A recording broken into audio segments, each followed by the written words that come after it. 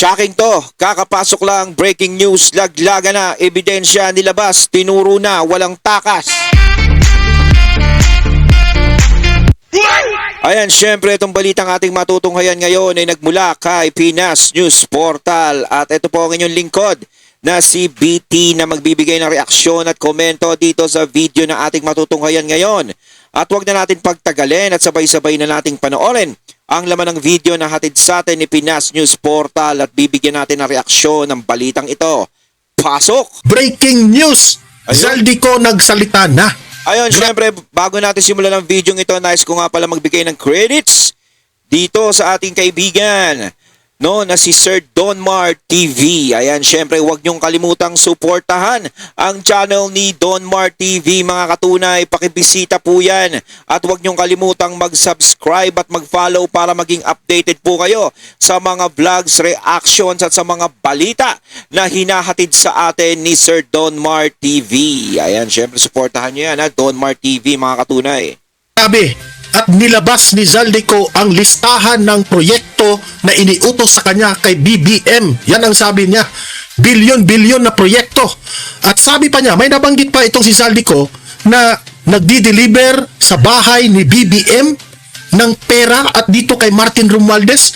Mismo sa kanyang page, naglabas ng video itong si Zaldico. Oo, ayan na nga.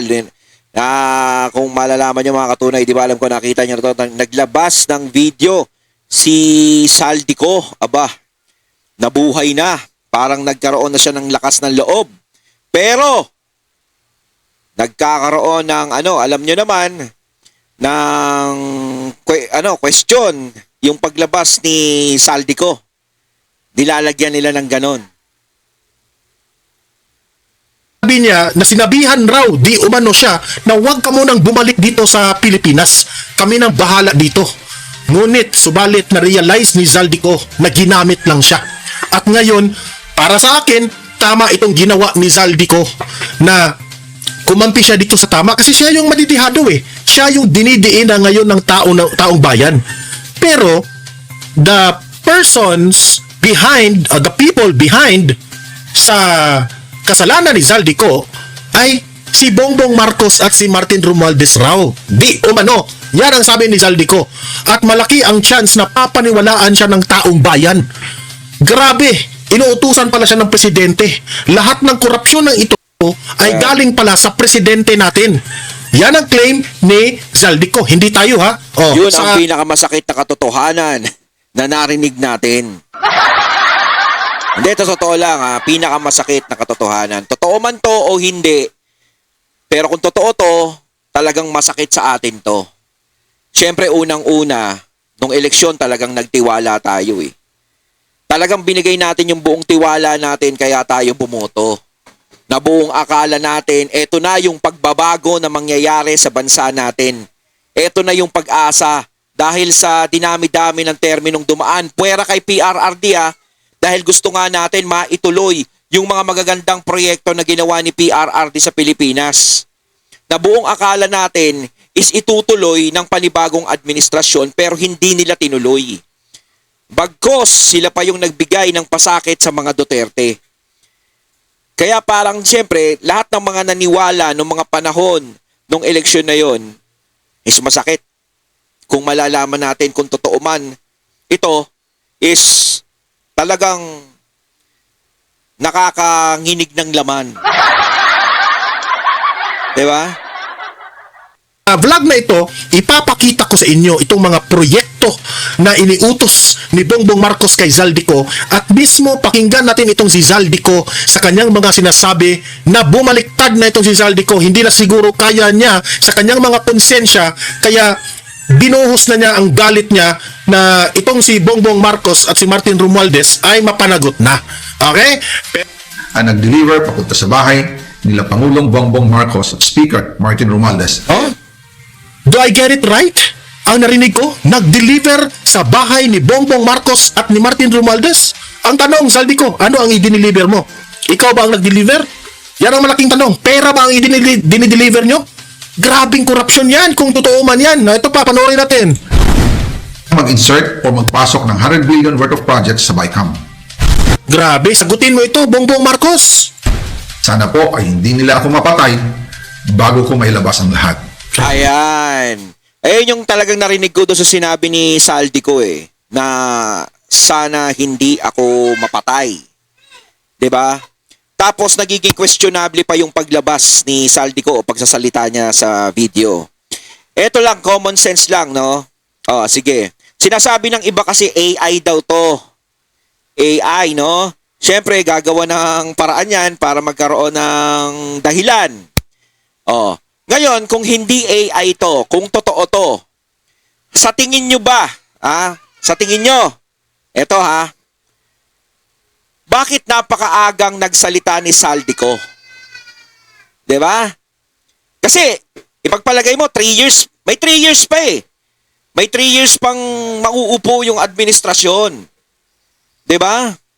So, pwede pa siyang magtago. Pwede pa siyang magtago. Dahil hindi natin alam, baka mamaya hindi naman makatakbong presidente si BP Sara, baka mamaya ma-impeach siya na wag naman. Baka mamaya magtuloy kung ano yung administrasyon ngayon, magkaroon ng extension, baka mamaya ganon. Siyempre, hindi siya lalabas dahil patag siya, lalo't mga kaibigang touring niya yung mga yan Pero bakit siya lumabas? Bakit siya nagsalita ng maaga ngayon? 'Di ba? Siyempre, alam niya naman sa sarili niya yan na delikado Delikado sa kalagayan niya yan. Kung sila talaga yung nagpaalis, nagpalipad sa kanya sa ibang bansa, pwedeng may magawa sa kanyang hindi maganda. Baka mamaya, hindi natin alam. Di ba? Bakit siya nagsalita ng maaga? Pinangunahan niya agad. So, ibig sabihin, siguro, baka may nararamdaman na siya sa sarili niya na parang tumatagilid na. Diba? Parang tumatagilid na. At saka kung nagsisinungaling tong tao na to, yung pagsasalita niyang yan, alam niya, kapalit niyan, buhay niya. Maaaring ganun. Diba? Lalong-lalo na, hindi naman basta-basta yung binabangga niya. At hindi rin basta-basta yung sinasabi niya. Oh. Sana hindi raw siya mapatay. Kasi ako, tama tayo sa mga analysis dati, yung mga dating vlogs ko sinabi ko, baka itong si Saldico ay may instruction galing sa administrasyon o kay Martin Romualdez. No, analysis lang natin yan, sariling opinion ko. Yan, dati, no? Pero ngayon, nagkatotoo na dito sa mga sinasabi ni Saldico na may instruction pala galing sa presidente na huwag ka munang umuwi dito sa Pilipinas. Kasi kung uuwi ka dito sa Pilipinas, gugurgurin siguro siya. Galing yan kay Saldico ito pa. Ginawa ko lang ang utos sa akin.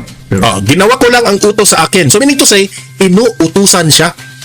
Nagpagamit ka Saldico. Hindi, sa tingin ko, totoo naman yun Si Saldico kasi parang isa to sa mga instrumento. Sa tingin nyo ba kikilos si Saldico sa pangsarili niya kung walang mataas na nag-uutos sa kanya? 'Di ba? Kaya nga sinabi ko hindi naman kikilos ang isang tauhan kung walang utos ng manager. At hindi kikilos ang manager kung walang utos ng may-ari ng kumpanya. 'Di ba? Hindi naman pwedeng ang trabahador ang magdidesisyon sa trabaho sa kumpanya na walang rights ng manager. Hindi pwede na magdesisyon ang manager ng isang kumpanya kung walang rights ng may-ari ng kumpanya. Diba? Yan ang totoo.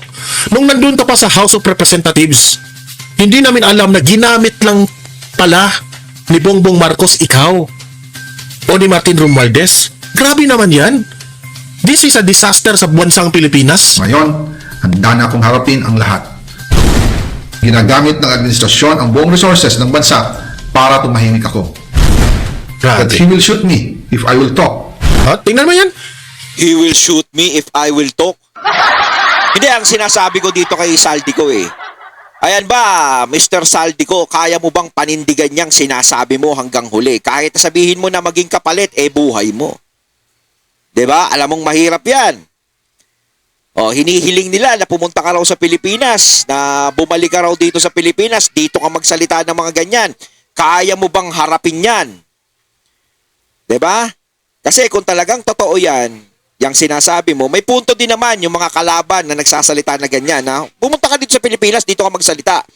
Pero ang problema, kung sakali naman pumunta si Saldico rito sa Pilipinas at magsalita siya ng ganyan, papakinggan kaya siya? Eh kita mo naman tong si Senator Ping Lacson. Yun. Lang yan na yan, hindi naniniwala. Oh, ganun tayo eh. Senator Ping yan? Malupit yan? Diba? Hindi siya naniniwala kay Saldico. Oh, pumunta ka rito, sabi, pumunta ka rito, dito ka magsalita, dito ka magsalita, dito ka mag-confess, dito ka magganto. Eh, dyan pa nga lang, di ka na naniniwala eh. Sus, Maria Josep. Oh, ano yung garantiya ni Saldico kapag pumunta siya rito sa Pilipinas at nagsalita? Sino ang maniniwala sa kanya?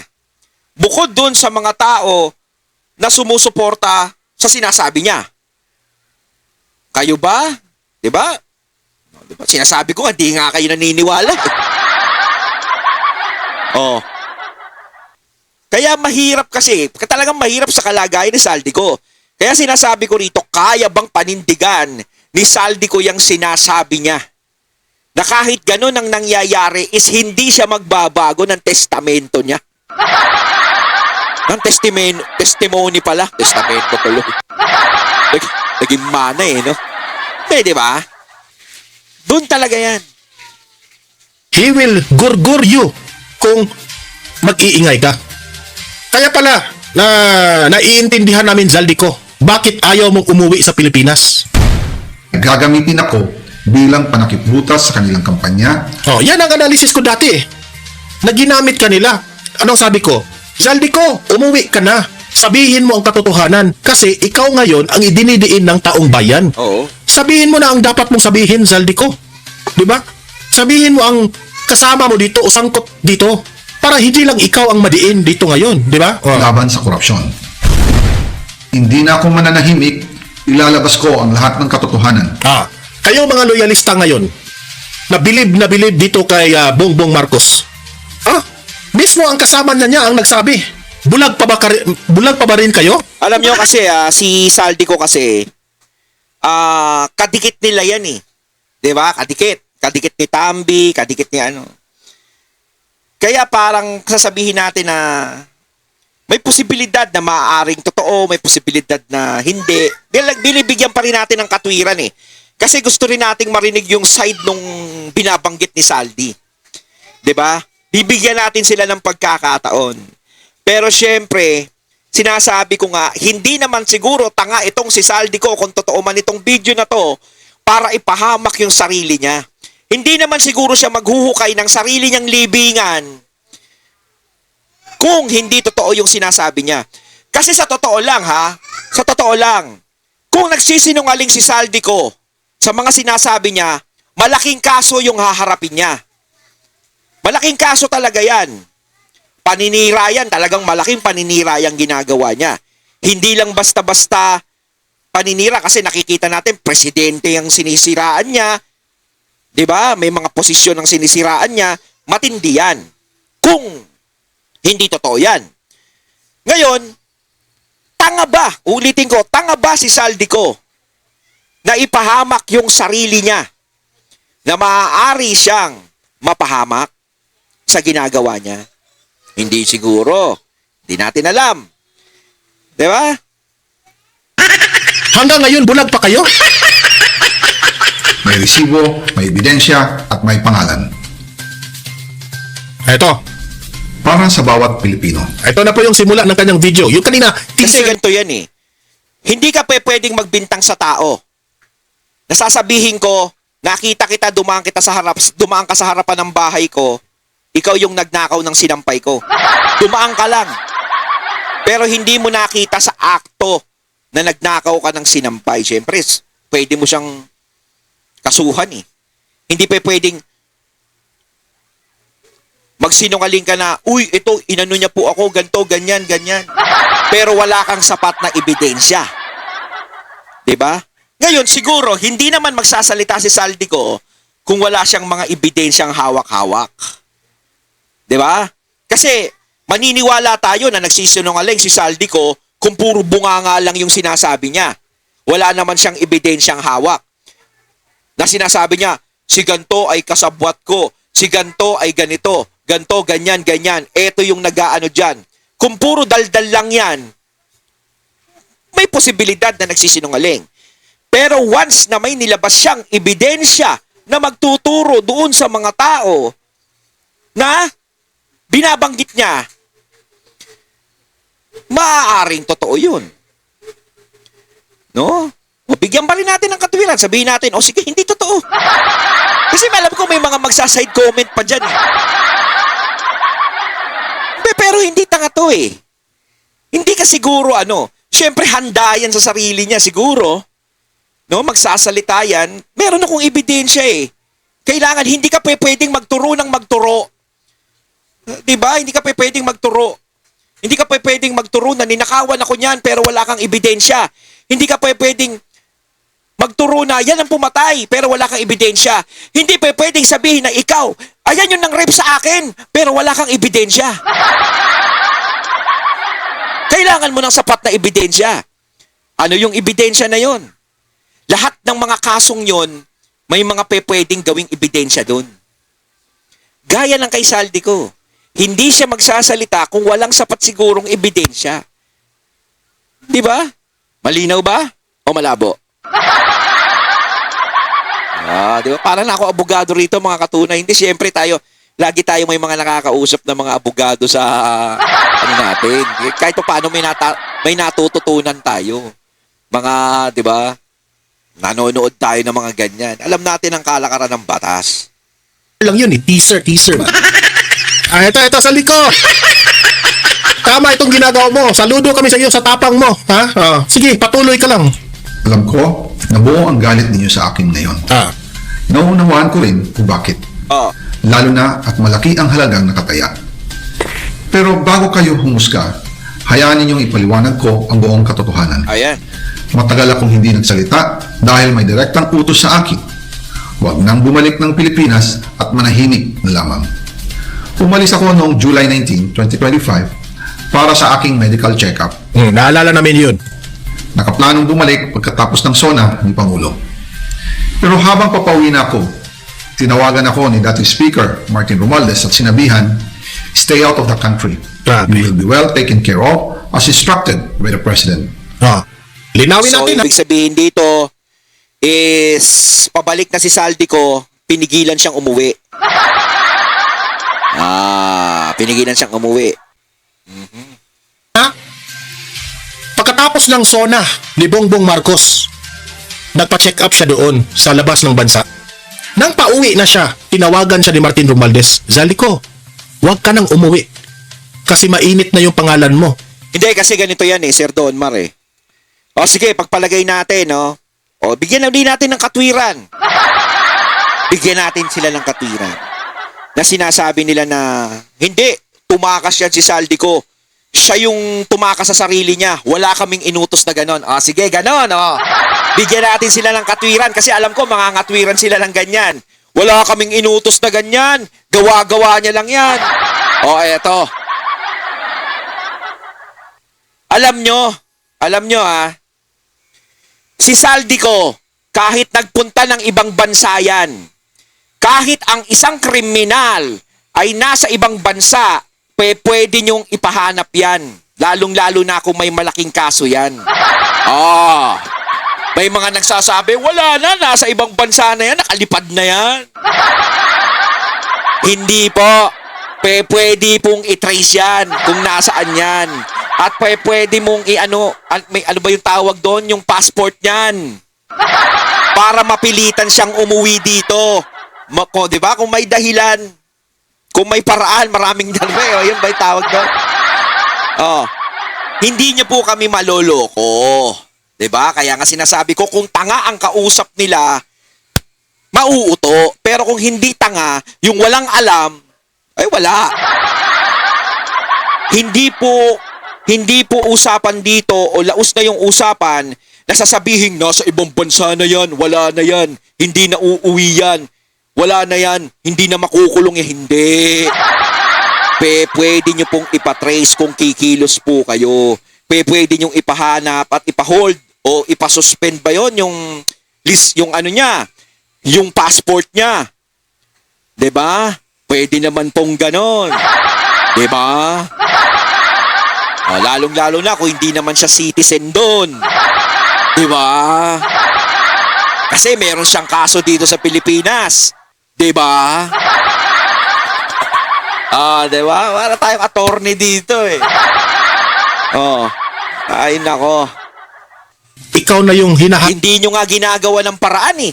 Samantalang nasa inyo lahat ng power para si Saldico makuha doon sa ibang bansa eh. hinahanap ng tao. Ikaw na yung dinidiin ng tao sa kabalastugan na ginawa natin. At ang Pangulo. Para ganun ha. Baka ganun yung sinabi. Diyan ka na lang, huwag ka nang umuwi. Kami nang bahala dito. Ganun yung... Kaya ganun talaga maisip ng tao na talagang hindi nyo lang pinauwi. Kasi nga sinasabi ko kanina may paraan eh. Di ba may paraan po? Di ba? Si PRRD nga nagawa nyo ng paraan para dalhin sa ICC. Di ba? Ano daw?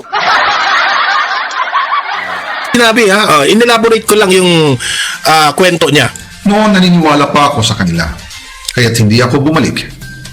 Tumikom ang aking bibig, sumunod ako, pero ang hindi ko alam, ang ibig pala nilang sabihin sa aalagaan ka namin ay gagamitin ako bilang panakipbutas sa kanilang kampanya laban sa korupsyon. Grabe. So ginamit ka. Ikaw ngayon ang nadidihado. Di ba? Kumbaga Grabe. parang ang naging labas ni Saldico rito, naging sakripisyong tupa siya eh. Di ba? Siya ang nakapasan lahat. Ginawa nila akong poster boy ng kanilang sariling kasinungalingan. Ngayon, hindi na ako mananahimik, ilalabas ko ang lahat ng katotohanan. Dapat lang. Dapat lang, Saldico, na meron kang strategy ba? No? Oo. Kasi kung lagi ka na lang magpapaapi niyan, ikaw yung kawawa. Sa totoo lang, ikaw yung kawawa. Dapat sabihin mo lahat ng nalalaman mo patungkol sa ating Pangulo at ni Martin Romualdez. Kung marinig ito ng mga sundalo, mga kapulisan, masasaktan sila dito. Na parang binubudo lang tayo dito sa administrasyon na ito. Ipatuloy. May resibo, may ebidensya, at may pangalan. Nagsimula ito nung tumawag si Sekmina, pangandaman sa akin, nung nag-umpisa ang BICAM process last year, Resibo daw, 2024. Ang sabi niya, katatapos lang ng meeting nila ni Pangulo at may instructions na mag-insert o magpasok ng 100 billion worth of projects sa BICAM. Grabe. At sinabi pa Bakit na kasi sasabihin, napamura tuloy ako, hindi ako nagmumura dito sa programa ko, mga katunay. Kaya sabi nyo nga ako, lagi nyo sinasabi sa akin, goods to, laging comedy yung lagay natin dito. Pero napapamura tayo. Yung sinasabi kasi nilang AI yan. Napakawalang yung AI naman yan, detalyado. Ang talino naman na nag-AI yan. ni Sekmina, you can confirm with Yusek Adrian Bersamin dahil magkasama sila sa meeting ni Pangulong BBM noong araw na yon. So meaning to say ha, hanap tayo ng ito na yung pumasok sa aking utak eh. Ito yung analysis ko ha, ito yung opinion ko. Sa sinabi ngayon ni Saldico na inutusan siya ng presidente, nakakatawa. Kasi itong ICI, itong Senado, itong House of Representatives, lahat na siguro ng gobyernong ito at ng bansang ito at ang taong bayan, hanap tayo ng hanap sa mastermind. Nabuong akala natin si Saldico at si Martin Romualdez. Yun pala, may ibang pinaka-mastermind. Kaya nga ganito na lang, Sir Donmar eh. Ulitin ko uli. Hindi kikilos ang isang tauhan kung walang utos ng manager. Hindi kikilos ang manager kung walang utos ng may-ari. O hindi naman tayo nagtuturo no, hindi naman tayo. Ika nga kasabihan lang yung sinasabi ko. 'Di ba? Wala tayong binabanggit o pinaparatangan, binibigyan natin sila ng katwiran. 'Di ba? Ops. Malayo tayo sa libel ha. Wala akong sinasabi ha. Joke lang. Ganun yan. Wala tayong kumbaga kasabihan lang 'yun. 'Di ba? Yan ang aking ha. Ang pinaka-mastermind lang pala ay nandyan lang pala sa mga harapan natin. Araw-araw. Grabe. Hindi ko masikmura na nandyan pa yan sa kinaupuan niya. Ha? Grabe. Grabe talaga. Palitan na yung presidente natin. Ayon, natating nato ngayon ang video na nagmula kay Pinas News Portal at syempre nato ngayon natin ang boses na yon na binigyan natin ng reaksyon na nagmula kay Don Mar TV at syempre si Saldico no, nagsalita mga katunay. Comment lang po kayo sa comment box sa inyong mga komento mga katunay. So once again, I'm BT and I'm out. Peace.